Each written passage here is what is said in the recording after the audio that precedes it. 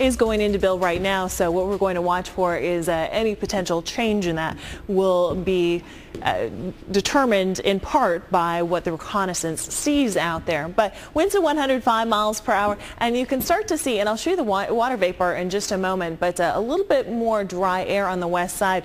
These storms like to be nice and juicy. They don't like the dry air, so that's one factor that can help weaken this storm. I mentioned the reconnaissance flight in there.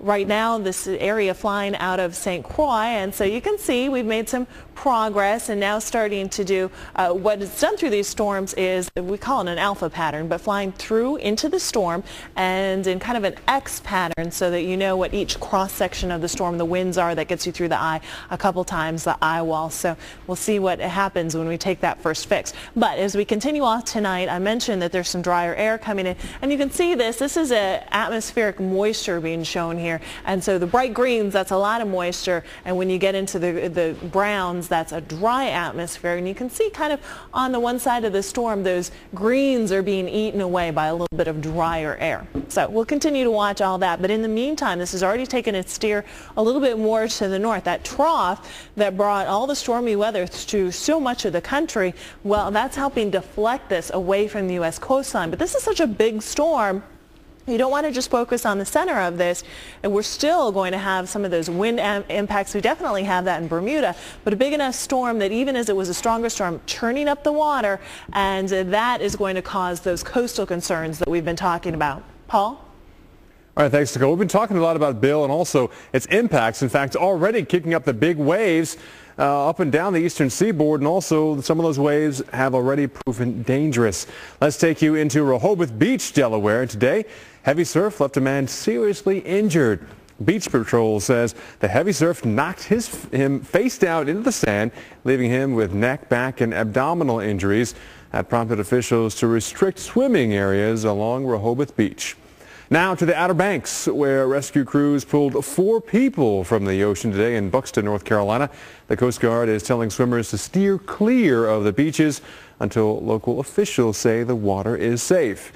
And unsafe waters all the way down into Florida tonight. In Volusia County, lifeguards say the waves drove a college freshman head first into the sand, causing a big gash in his forehead and neck.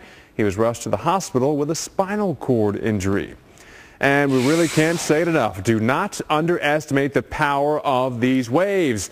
A lot of people are headed to the beach today in Ocean City, Maryland, and surfers are especially drawn to the big waves.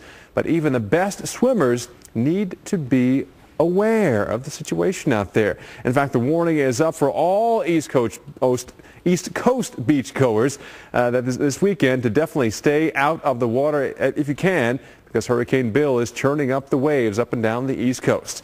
Let's get the latest from WCAU in Ocean City, New Jersey.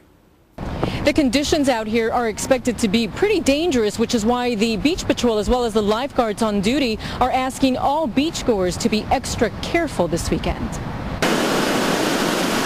Hurricane Bill isn't expected to make landfall anywhere near the East Coast, but beachgoers will definitely be feeling its effects this weekend. Here in Ocean City, the Beach Patrol has been busy, warning people about the potential for strong waves and dangerous rip currents. The rip currents can be really, really hazardous.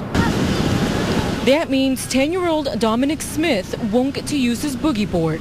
So, I don't know why we can't still go in though, because will it make us go under or something? If you're in the water, and like I said, a big wave comes in, it's going to fill up, it's going to get your feet off the ground, then it could take you right out as the tide goes out again.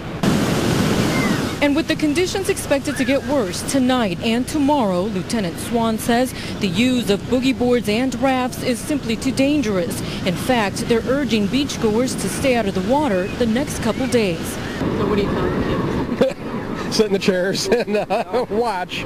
We don't go in the water too deep anyhow, but I don't think we'll be coming tomorrow. If you had one piece of advice for people this weekend with the water conditions as they are, what would you say? Keep an eye on your children and stay in close and make sure you're on a guarded beach.